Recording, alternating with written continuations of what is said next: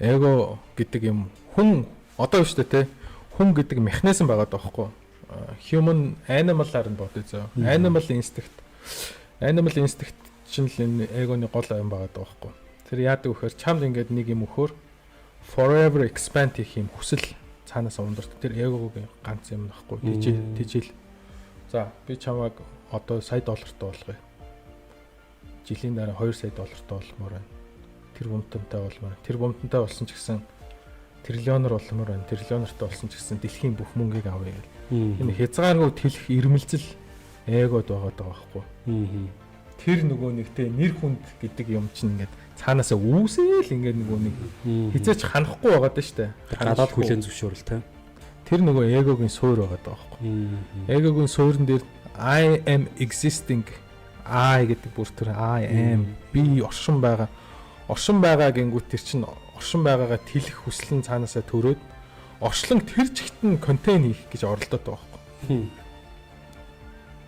Тэнгүүтээ тэрийг нөгөө нэг юм саад болчингууд тэр нь амар өөрт нь хэцүү санагдаад байгаа. Тэрийг нь базж байгаа юм шиг expand хийх гээд байгаа юм базаад байгаа юм шиг мэдрэгдээд байгаа болохоор тэгээ selfless act гэхээр эго үгүйгээр үйлдэл хийчихээр чи угаасаа юунд ч хорогдохгүй.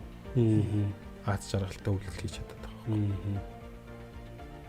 Чингис хаан тэгэхээр одоо тэр тулцсан эготой өө эсвэл тэр бурхны тэр divine угаасаа хэлээстэй те мөнх тэнгэрийн хүчин доор те одоо бүх дэлхийн дайдыг дуусгая гэж байна шүү дээ.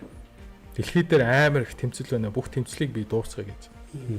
Selfless act гэж хийгээд байгаа байхгүй.